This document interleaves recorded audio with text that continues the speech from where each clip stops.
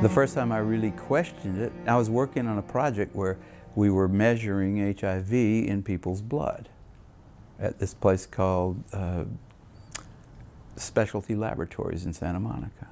I was just a consultant there. I came in about 3 days a month, and we were working on that, and at some point we needed to re-up our grant from the NIH to work on that, and I had to write it. And so the first line of that was, HIV is the probable cause of AIDS. And I wrote that, and then I said, well, I need a paper, some kind of scientific paper, to reference that statement, because when you make a statement like that, that's like a fact. You need to say, here's how come I know that, right? You put a little 1 if it's the first statement you've made, and then you put down at the bottom of the paper you have a 1, and you say, here's a paper by somebody that describes why that statement is true, right? And so I said, well, what's that? I don't know, let me think about, what is that paper? Who do I go to for that? And I looked around, I asked a couple of virologists at that company, and they said, no, you don't have to reference. I said, I have to reference that because I don't know where that came from. How do I know that? And it turned out that nobody knew it. There wasn't a scientific reference, like a paper that somebody had submitted with like experimental data in it and like logical discussion and said, here's how come we know that HIV is the probable cause of AIDS. There was nothing out there like that. Nothing. Can you talk about your experience when you met Luc Montagnier for the first time and you questioned him about his, whether he had a reference for HIV, since he is the one who... By the time I met Luc Montagnier, I had met a lot of AIDS researchers at meetings, and I had always gone up to them, if they talked like they knew about HIV and AIDS, I always went up to them afterwards and I said, where can I find a scientific reference that I can use for my, remember I said I had a sentence there, it said HIV is the probable cause of AIDS, and I needed to have that backed up by something before I could write it and submit it. And I went around, I asked a whole lot of people. I said, well, the people, I can't find it. First I looked for it, just in like computer searching kind of stuff like that. But then I said, there's got to be somebody that knows this. You go to experts and ask them. And so I asked all these people one after the other, and none of them had it. None of them. And I was getting really freaked about that. That's when I first started saying, they don't know. Nobody really knows. This whole thing is a big sham. It's ridiculous.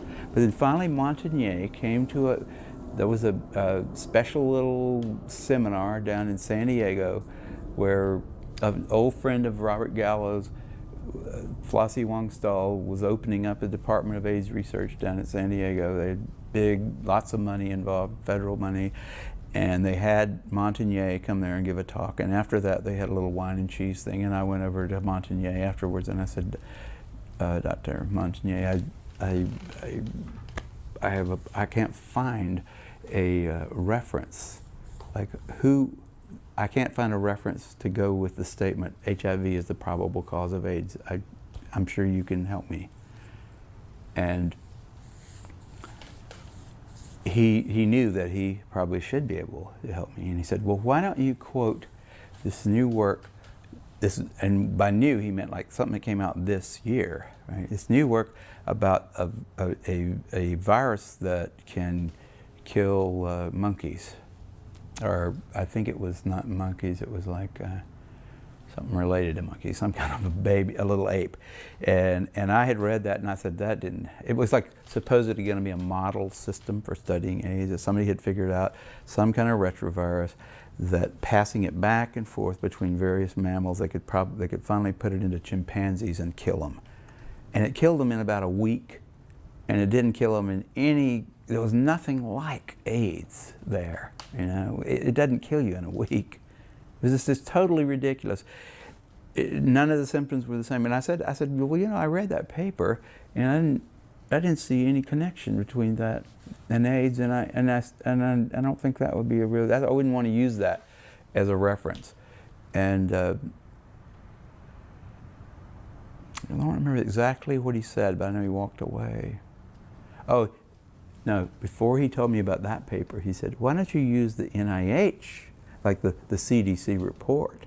And I said, well, I looked at that, and that was not a scientific paper. And then he said, what about this other thing, this this like paper that had just come out about a month before, and a lot of fanfare associated with that paper, but it was total crap. It was like, yeah, if you get $2 million, you can figure out how to kill a primate with a retrovirus. So what? Doesn't have anything to do with AIDS. It didn't look like AIDS, it didn't smell like AIDS, it wasn't AIDS. It was just like, got a retrovirus that can kill a chimpanzee, so what? So I didn't get any more out of him. He walked away after that. And the people standing around, by the way, who were his colleagues there, looked at him like they were thinking he should come up with a better answer than that. But he couldn't, and he just turned around and walked away.